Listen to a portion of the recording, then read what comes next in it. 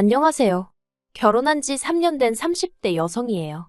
평소에 종종 다른 분들의 사연을 들으며 울고 웃고 하는데 오늘은 저도 하고 싶은 이야기가 있어서 이렇게 사연을 적게 되었어요.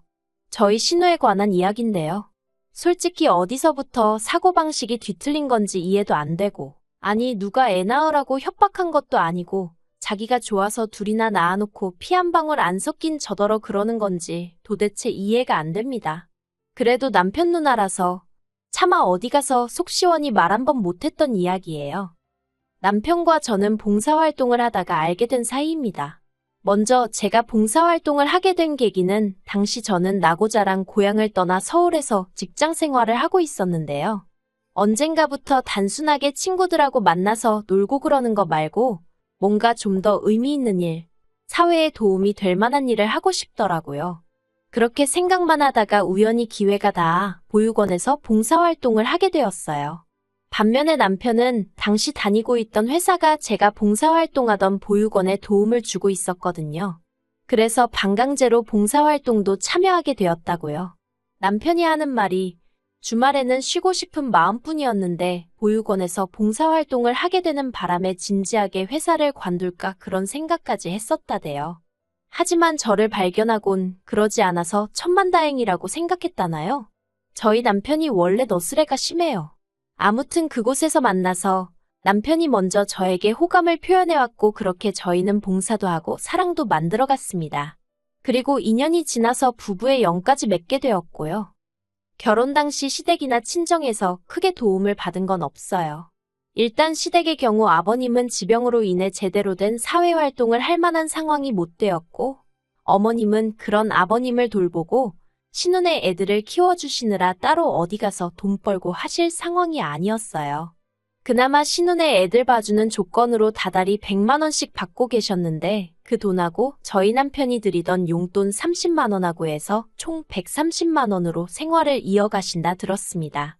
물론 결혼 전에는 이렇게 세세하게는 몰랐고 결혼하고 나서 남편이랑 앞으로 경제권은 누가 가질까 그런 이야기들을 하다가 알게 된 거예요. 친정에서 도움을 안 받은 이유는 단순했습니다. 남편이 먼저 자기 쪽에서 아무것도 못 해주니 이렇게 된 거 저도 아무것도 받아오지 말라나요.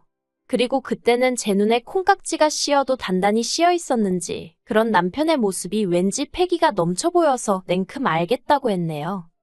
저희 남편에 대해서 조금 더 이야기를 해보자면 남편에게는 위로 4살 많은 누나, 그러니까 저에겐 신우지요. 신우가 하나 있어요. 하지만 요새같이 형제자매가 한둘밖에 안 되는 시대에 장남차남 장녀차녀 그런 게 뭐 그렇게 중요한가 싶네요. 저도 친정에서 차녀지만 행여 집안에 무슨 일이라도 있으면 능력되고 시간 있는 사람이 해결하면 되지 그게 꼭 나이 순일 필요는 없다고 생각하거든요.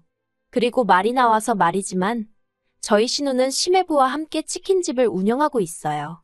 그런데 인터넷에서 후기라던가 찾아보면 솔직히 장사가 잘 되는 편은 아닌 것 같대요. 맛없다 눅눅하다 욕도 많이 먹고 사실 결혼 전에는 신우네외가 장사를 한다 그 정도만 알고 있었지 업종이라던가 몇 시까지 하고 그런 세세한 사정은 잘 알지 못했거든요. 저도 굳이 물어볼 생각을 못했고 남편도 먼저 말해주지 않았으니까요. 나중에 왜 말 안 했냐고 지나가듯 한 번 물었는데 자랑거리도 아니고 굳이 뭐하러 말하나 싶었다나요. 하지만 장사가 어떻게 되건 간에 신혼에는 새벽 2시까지 장사를 이어가는 날이 많았고 그렇다 보니 자연스레 어머님이 애들을 봐주시게 된 모양이 돼요. 그런데 앞에서 제가 100만 원이라고 얘기했던 거 기억하시나요? 저는 솔직히 처음 들었을 때 애들 한 명당 100만 원씩 받으신다는 줄 알았어요. 그게 요새는 입주시터들은 300조도 안 들어오는 일도 있다더라고요. 그런데 아무리 친정어머니라 해도 그렇지 어떻게 남자애들을 둘이나 그것도 일주일에 6일씩 맡기면서 딱 100만 원이라니? 너무한다 싶대요. 물론 모녀 사이에 괜찮다고 이야기가 되었으니 그랬겠지만요. 한편 남편과 결혼한 지 반년쯤 되어가던 시기에 아버님이 돌아가셨습니다. 지병으로 인한 심근경색이었는데 당시 어머님은 신혼의 애들하고 거실에서 잠이 드셔서 방에서 주무시던 아버님께 무슨 일이 있었는지 전혀 모르셨다고 들었어요. 그래서인지 아버님이 돌아가신 이후로 한동안 어머님이 이게 다 당신 탓이라며 스스로를 많이 원망하고 자책하셨지요. 저러다 어떻게 되시는 거 아닌가 싶을 정도로 많이 힘들어 하셨어요. 그래도 시간이 약이라더니 한 달 정도 지나니 상황이 어느 정도 정리가 되어 갔습니다. 어머님도 전보다는 훨씬 안정적인 모습을 보이셨고요. 그래서 다행이다 싶었는데 엄밀히 말하면 그래도 저는 남이고 남편은 자식이라 그런지 그런 어머님을 여전히 불안하게 보는 눈치였어요. 그리고 남편이 저한테 대놓고 말하지는 않았지만 혼자 대신 어머님을 저희 집으로 모시고 오고 싶어 하는 것 같대요. 하지만 제가 못된 건지 남편이 먼저 직접적으로 저에게 묻기 전까지는 굳이 제가 나서서 우리가 어머님 모실까 그런 이야기는 하고 싶지 않았습니다. 솔직히 아무리 어머님이랑 저랑 특별히 나쁜 사이는 아니었다고 하더라도 한 집에서 같이 사는 건 꿈에서도 생각해 본 적이 없던 일이라 엄두가 안 났거든요. 그러다 결국 하루는 퇴근한 남편이 할 말이 있다면서 평소에는 잘 마시지도 않는 소주까지 사들고 집에 왔대요. 그리고 아니나 다를까? 역시나 남편이 합가 이야기를 꺼냈습니다. 우리가 결혼도 반반했고 효도도 셀프로 하기로 하긴 했지만 그래도 지금은 특수한 상황이지 않냐면서 이번 한 번만 자기 입장에서 생각해주면 안 되겠냐고요. 솔직히 그런 남편의 이야기를 듣고 있으니 마음이 많이 복잡해지대요. 사랑하는 남편이 힘들어하니 나 죽었다 치고 눈 딱 감고 그냥 어머님이랑 같이 살자고 할까 그런 생각도 들었다가 동시에 그랬다가 네 팔자 네가 꼰 거라는 소리나 듣게 되는 거 아닌가. 그 짧은 시간 동안 별의별 생각들이 다 들었지요. 하지만 저도 부모님이 계시고 저희 부모님이라고 천년만년 건강하실 거란 보장은 없잖아요. 언젠가 저도 남편의 양해와 이해가 필요할지도 모르는 일이고요. 그래서 결국 무조건 안 된다 하는 대신 어머님하고 앞으로 몇 달이나 같이 지내자는 거냐고 물었습니다. 솔직히 제가 속으로 기대한 건 1, 2년 정도였고 막말로 어머님 돌아가실 때까지 모셔야 한다고 하면 그건 싫다고 해야겠다고 생각했어요. 그런데 남편이 화색을 보이며 일단 1년 정도 살아보고 같이 더 살지 말지는 그때 가서 정하면 안 되겠냐대요. 제 말은 그런 뜻이 아니었는데 아차 싶었습니다. 하지만 너무 기뻐하는 남편을 보고 있으니 싫다 소리를 참아 못하겠더라고요. 그래서 일단은 알겠다고 한번 생각해보겠다 했지요. 그런데 그와 동시에 벼랑간 머릿속을 스치며 그럼 형님네 애들은 어떻게 되는 건가 하는 생각이 들었습니다. 신혼의 애들은 초등학생들로 학원도 다니질 않아서 모든 시간을 어머님네서 보내고 있었거든요. 그런데 저희 집으로 어머님이 오시게 되면 걔들 저녁은 어떡하나 뜬금없지만 그런 걱정이 되대요. 그래서 남편더러 신혼의 애들은 그럼 이제 어디로 가냐고 물었습니다. 그랬더니 남편이 마치 제가 이상한 질문이라도 한다는 듯 쳐다보더니 애들도 여기로 와야지 그러는 게 아니겠어요? 순간 저는 말 그대로 멘붕이었습니다. 정신이 나갈 정도로 얼떨떨했달까요? 제가 그게 말이 되냐고 신혼의 애들이 왜 우리 집으로 오냐고 했어요. 그랬더니 남편이 그러면 애들더러 학교 끝나고 뭐 치킨집에 가 있으라고 해?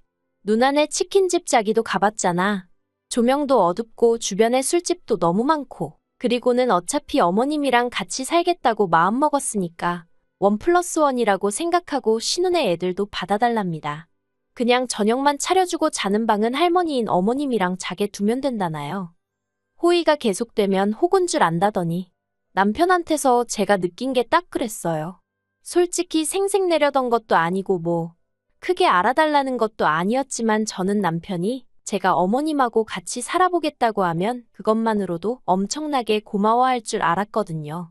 그런데 무슨 신혼의 애들까지 제가 남편더러 어머님하고 같이 살겠다고 한 건 어머님은 당신을 세상에 있게 해주신 분이니까 그런 거라고.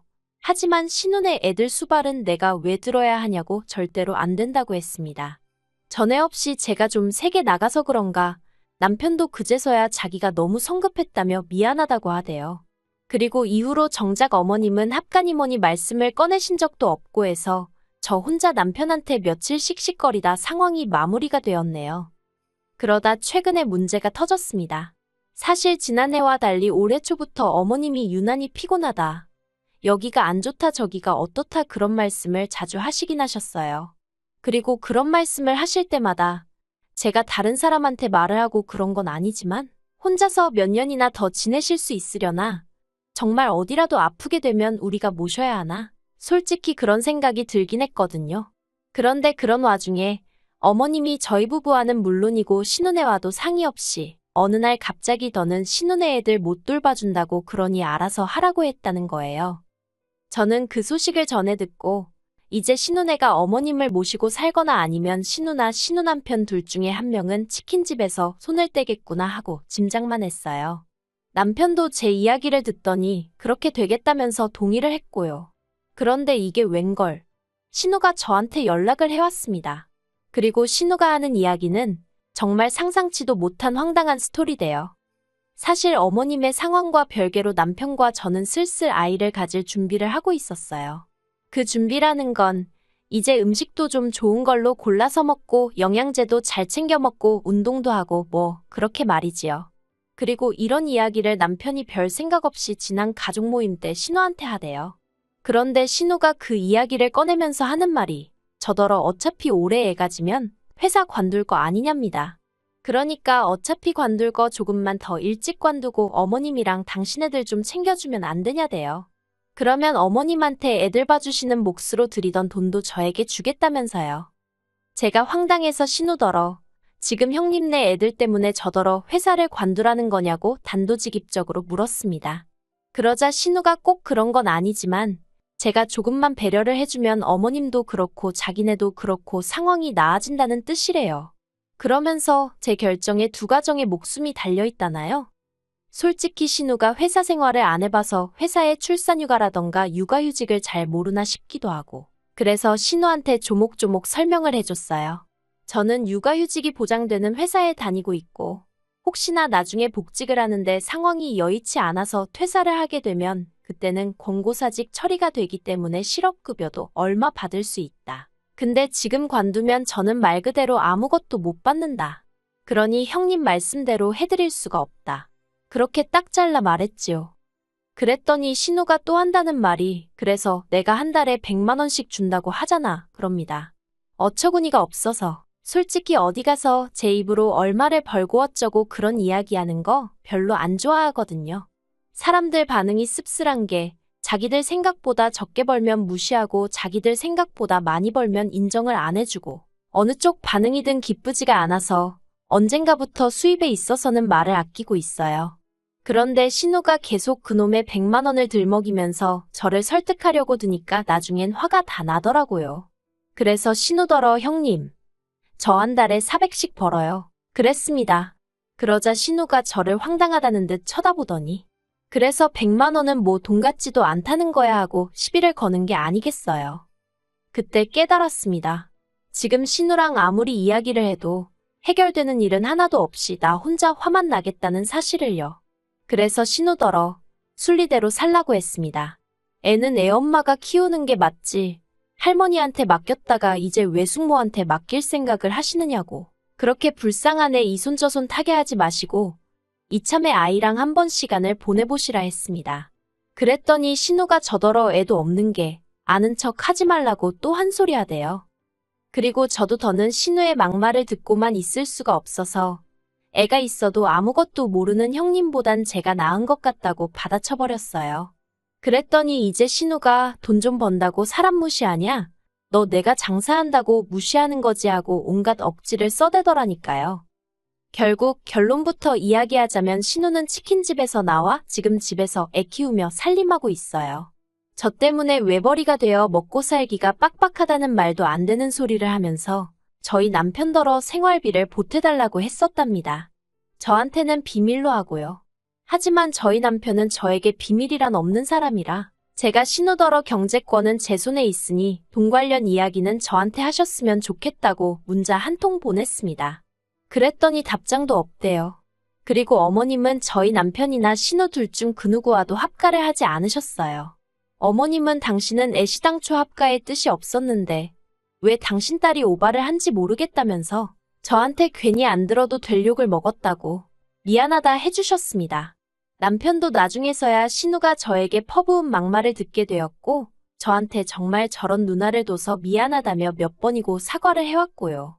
저는 신우가 밉고 재수없는 거지 남편한테는 그 정도로 나쁜 감정은 아니었거든요.